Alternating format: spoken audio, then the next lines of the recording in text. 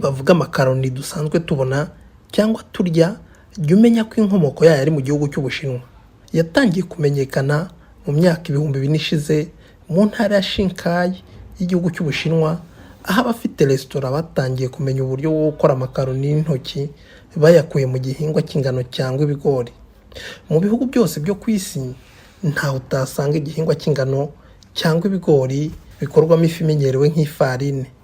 Muri ibi bihugu ndetse n'u Rwanda usanga iyi farine bayiponda bakongeramo ibindi binyabutabire bituma ibyimba, bagakoramo umugati, amandazi n'ibindi.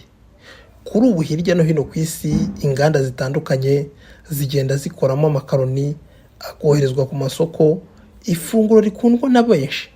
Mu gihugu cy'Ubushinwa mu ntara ya Shanghai ahakomotse iki kiribwa cy'amakaroni, bo baracyafite umuco wo kuyakoresha intoki mu buryo gakondo, yaba mu maresitora n'ahandi usanga bayatekera abakiriya.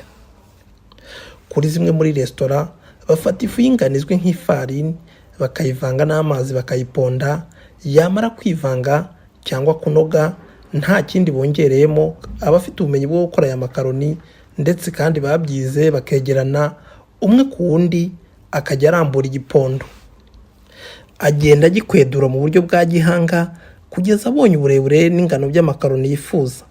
Iyo amakaroni amaze kuboneka usanga bayacanira mu mazi, yamara gushya ifunguro rigategurwa ku meza n'ibiriherekeza. Kuva mu mwaka w'1980 umuturage wo mu ntara Haidong Hanyu yatangije resitora ya mbere y'amakaroni akozwe mu buryo bwa gakondo, ndetse hatangira no gusohoka abahanga bize ibyo gukora aya makaroni muri ubu buryo, kugeza aho babukwirakwije mu mijyi yose y'igihugu cy'Ubushinwa. Kugira ngo uyu mwuga ukomeze gutera imbere, leta y'agace ka Haolong yashyizeho ibyangombwa bisabwa ku muntu ufite ubuhanga bwo gukora amakaroni, ndetse bikanagaragaza ko ufite ubumenyi bwo gukora amakaroni yajya no mu bindi bihugu byo ku isi. Kugeza ubu uwatangije resitora ya mbere y'amakaroni mu gihugu cy'Ubushinwa afite abakozi 230,000, aho abahemba amafaranga y'iki gihugu y'amayuwani miliyari 20, ni ukuvuga asaga miliyari 4,000 mu manyarwanda. Ubwiyongere bw'inganda zikora amakaroni hirya no hino ku isi bwaturutse ku bushakashatsi bukomeye no gukomeza kw'abahanga mu gukora iki kiribwa cy'amakaroni gikunzwe na bose, ndetse n'inkunga ikomeye y'inzego za leta n'ibigo by'igihugu.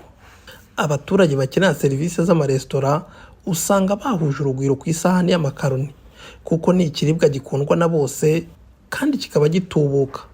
Perezida wa Repubulika ya Rwanda y'Ubushinwa Xi Jinping yagaragaje ko kwita ku iterambere ry'inganda z'amakaroni mu ntara ya Shanghai byerekana ko isahani y'amakaroni ifite uruhare rukomeye mu kongera ubukungu, abahinzi b'ingano no kurwanya ubukene.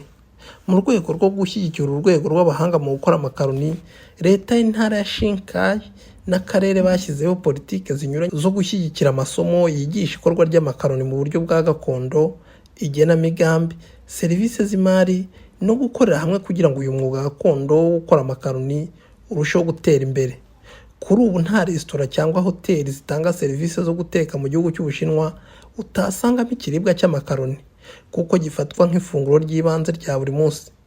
Kuri ubu mu gihugu cy'Ubushinwa hamaze gufungurwa amaresitora 30,000 mu mijyi 337, ndetse akaba amaze no gukwirakwira mu bihugu 35 byo hirya no hino ku isi.